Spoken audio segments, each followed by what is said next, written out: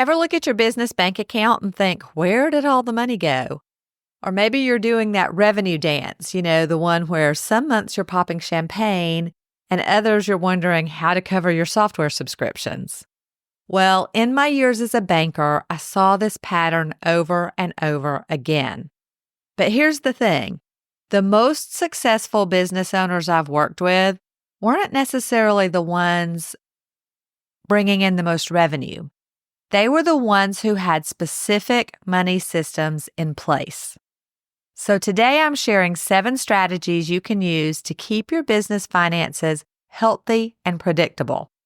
And the good news is managing money in your business doesn't have to be complicated.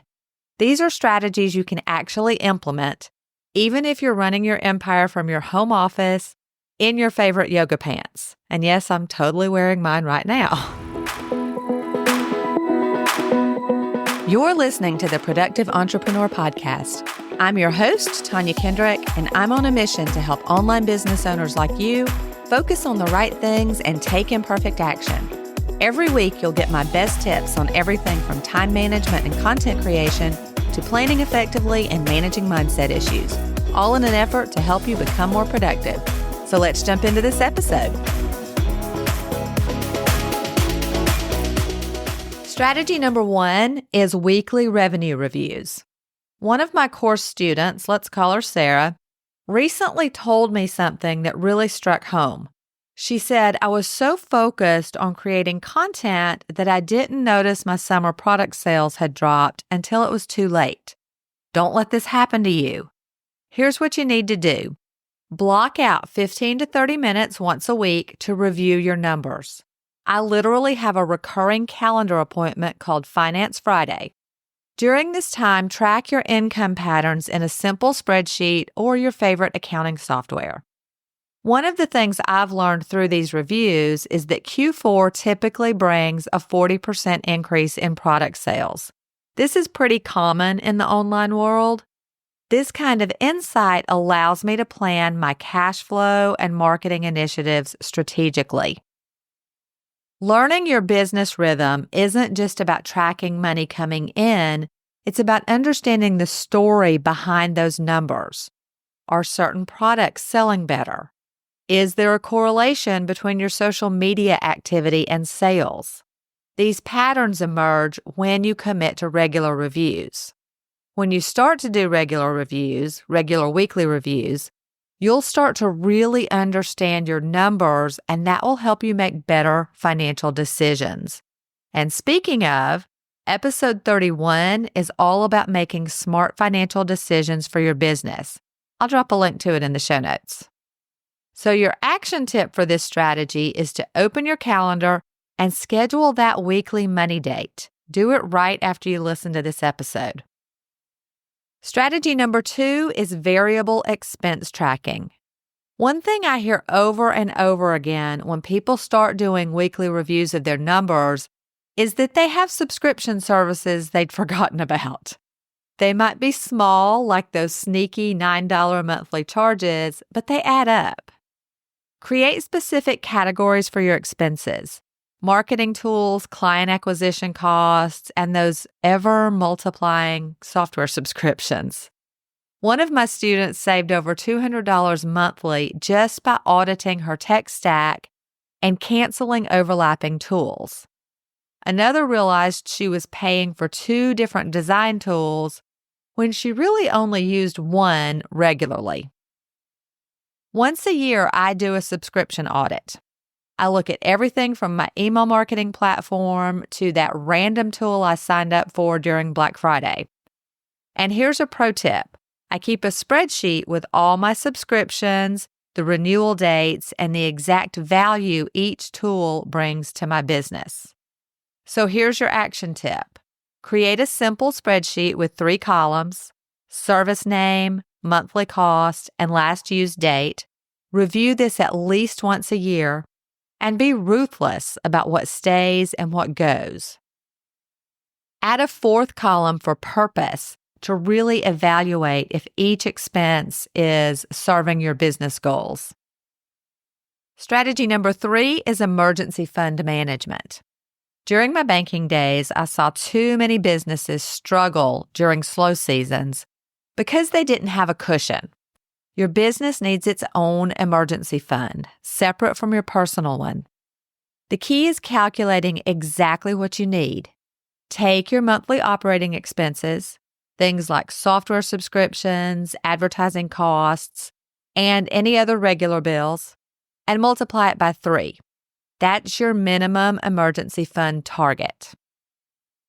I had a student who thanked me recently because this advice saved her when her laptop died right before a major launch.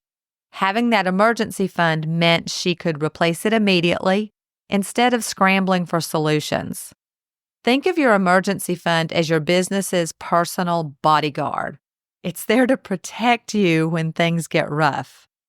Your action tip is to set up an automatic transfer of 5% of your monthly revenue into a separate savings account. Name it something motivating like Business Peace of Mind Fund. Strategy number 4 is to use the Profit First system. This completely changed my business. When I implemented Profit First, it was like putting on glasses for the first time. Suddenly everything was clear. I knew exactly how much of my revenue I should allocate for operating expenses, profit, owner's pay, and taxes. I used the following basic percentages: 40% for owner's pay, 30% for operating expenses, 15% for taxes, and 5% for profit. I also have 15% set aside for debt reduction, but that's another story. Which leads me to this point. You can adjust the percentages based on your business model and specific needs.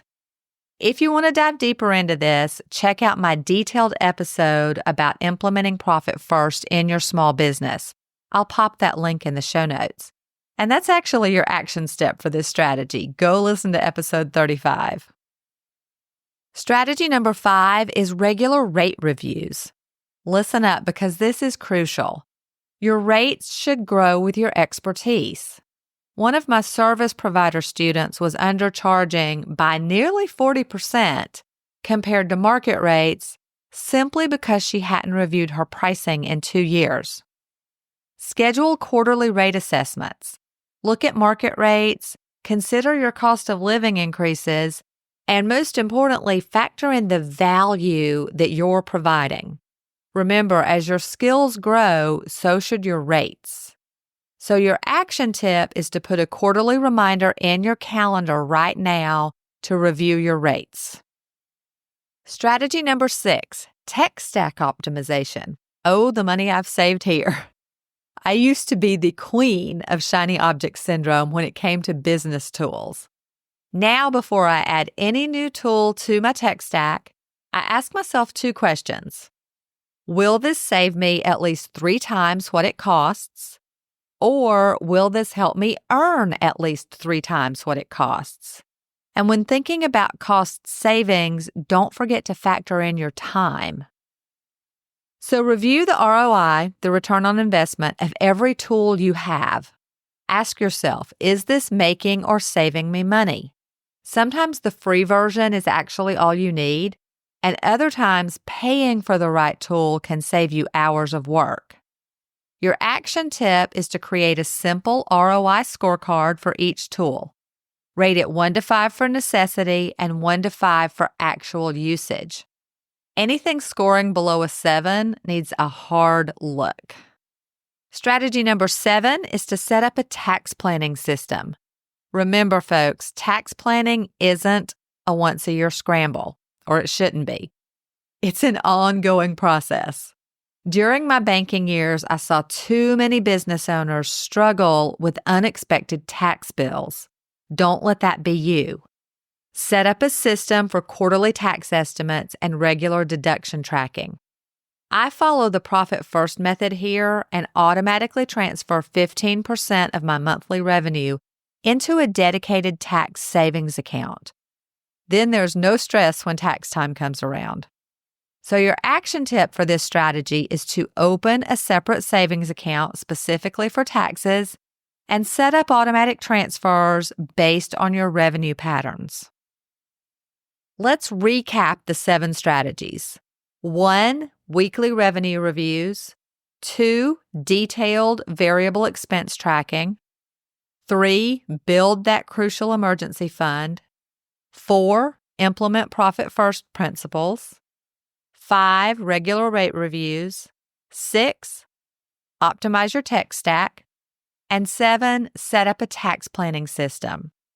These strategies work together to create a solid financial foundation for your business, but you don't have to implement them all at once.